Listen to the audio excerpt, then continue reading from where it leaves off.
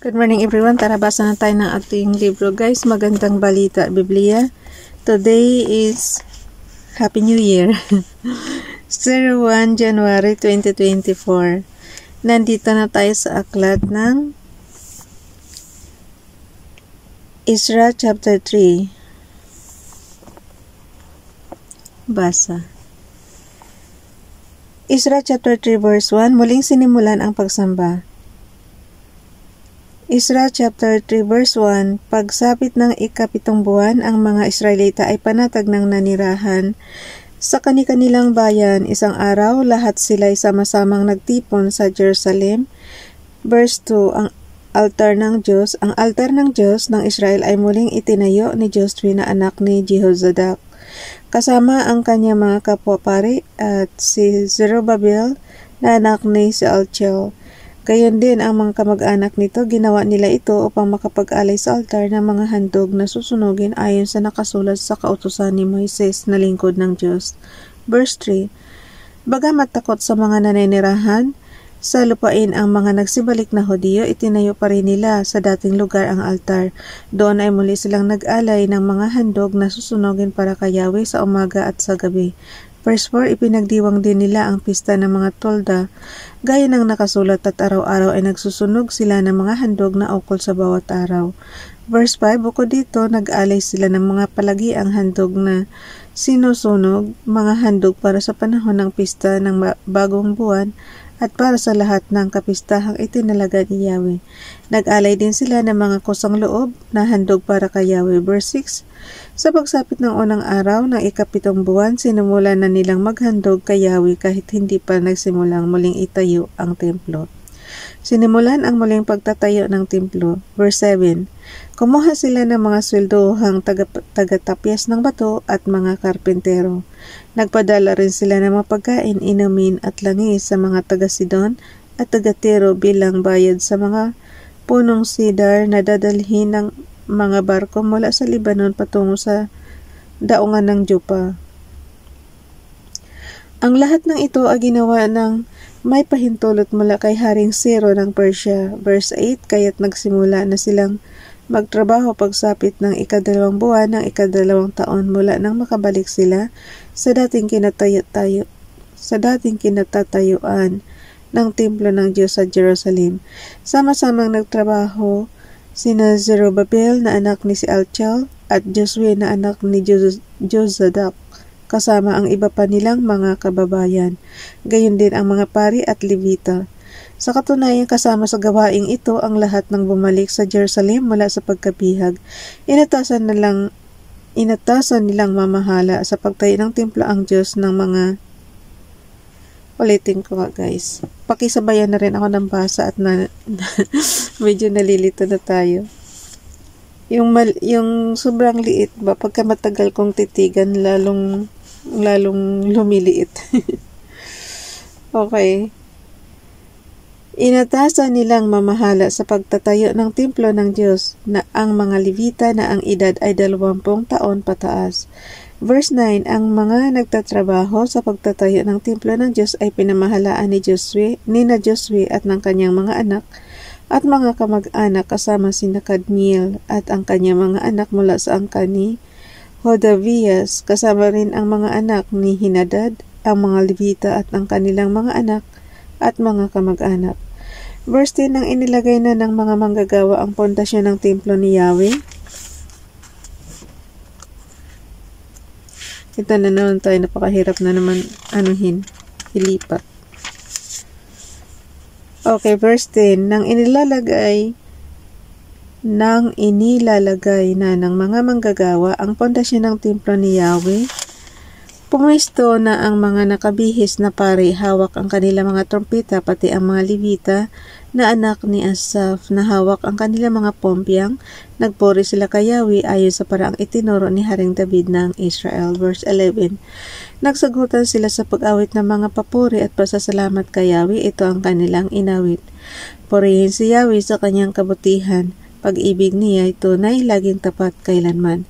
Malakas na isinigaw ng lahat ng tao ang kanilang papuri kay Yahweh sapagkat Ang pundasyon ng templo ni Yahweh ay inilagay na. Verse 12, marami sa matatandang pari, Levita at pinuno ng mga angkan na nakakita sa unang templo na ang umiyak ng malakas habang sinasaksihan ang paglalagay ng pundasyon ng bagong templo. Marami ring tao ang sumigaw ng may kagalakan. Verse 13, dahil dito ay hindi na malaman kung alin ang sigaw ng kagalakan at alin ang sigaw ng pag-iyak sapagkat ang ingay ng mga tao ay napakalakas at dinig sa malayo. Basahin ba natin yung yung chapter 4, guys? Bakit ano? Sige, basahin na lang natin. Ezra chapter 4, may sumalungat sa muling pagtatayo ng templo.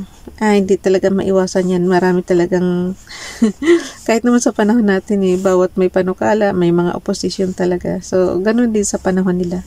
May sumalungat sa muling pagtatayo ng templo. Ezra chapter 4 verse 1, ang mabalitaan ng mga kaaway ng Juda at Benjamin na itinayong muli ng mga bumalik mula sa pagkabihag ang templo ni Yahweh, ang Diyos ng Israel. Verse 2, kinausap nila si Zerubbabel at ang mga pinuno ng mga angkan at sinabi sa kanila, tulungan namin kayo sa pagtatayo ng templo sapagkat sinasamba rin namin ang inyong Diyos gaya ng pagsamba ninyo sa Kanya. Matagal na rin kaming nag-aalay ng handog sa Kanya simula pa noong panahon ni Haring Esarhaddon ng Assyria na siyang nagdala sa amin dito. Verse 3, ngunit sinabi sa kanila ni na Zerubbabel, Josue at ng iba pang mga pinuno ng mga angkan, wala kayong karapatang tumulong sa amin para itayo ang templo ng aming Diyos gaya ng ipinag-utos ni Haring Ciro ng Persia.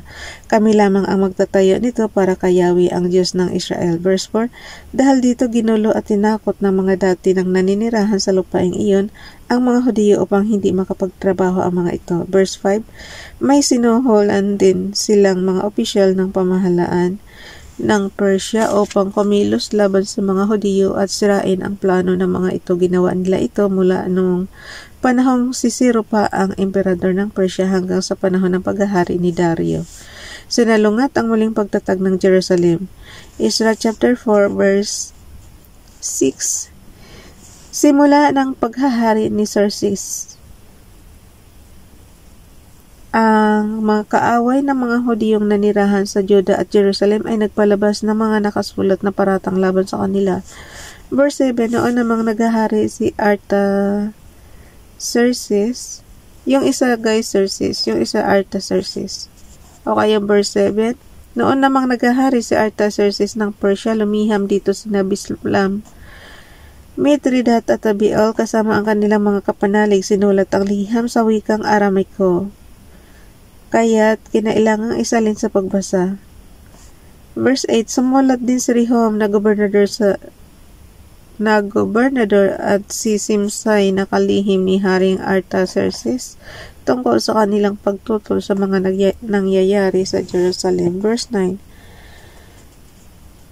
hindi lang yan pinatulong guys na magtayo ng templo. Ayan na, sumalungat na kung ano-ano ng mga pagsalungat ang ginagawa.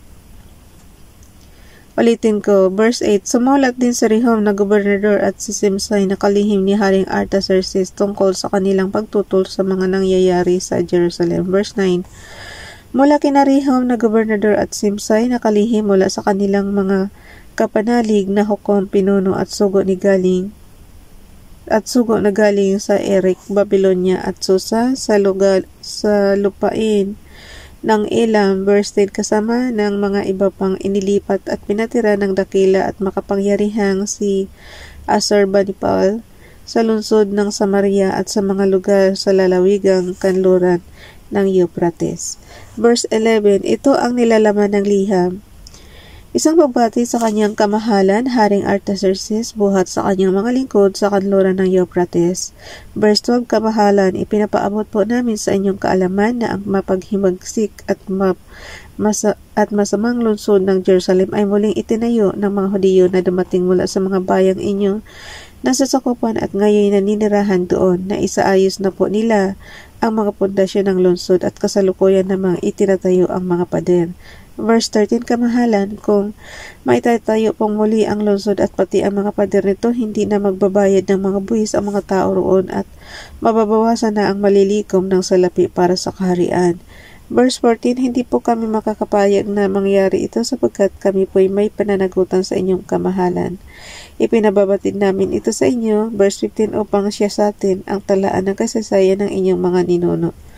Matatagpuan po ninyo at mapapatunayan sa mga nakatalang kasaysayan na ang lungsod na ito ay mapaghimagsik at sakit ng ulo ng mga naunang hari at ng mga pinuno ng mga lalawigan.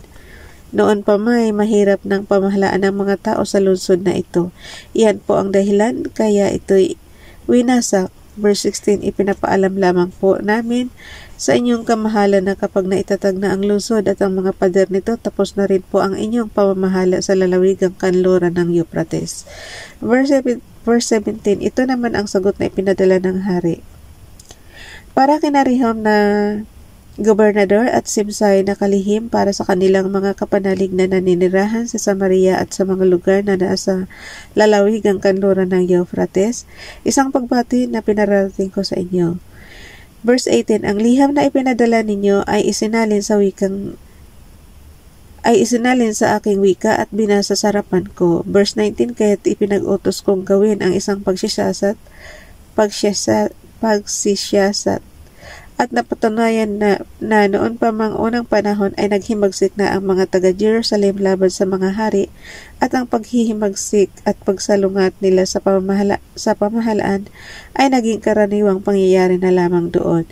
Verse 20, binabayaran nga ng buwis ang mga makapangyarihang hari sa Jerusalem na naghari noon sa buong lalawigang kanluran ng Euphrates. Verse 21, dahil dito ay pag-utos ninyong ihinto na ng mga lalaking iyon ang huling pagtatayo ng lungsod hanggat wala pa akong ipinapalabas na utos tungkol dito. Verse 22, gawin ninyo agad ito bago pa sila lumikha ng pisala sa aking kaharian. Verse 23, pagkatapos mabasa ni Rehum, Simsai at ng kanilang mga pinunong kapanalig ang liham ni Haring Artaxerxes, agad silang nagtungo sa Jerusalem at pilit na pinahinto ang mga Hudiyo sa muling pagtatayo ng lungsod. Ipinagpatuloy ang gawain sa templo. Verse 24, napahinto nga ang pagtatayo ng templo sa Jerusalem hanggang sa 2 taon ng paghahari ni Dario ng Persia. Bukas na itong chapter 5, guys. Yung karugtong.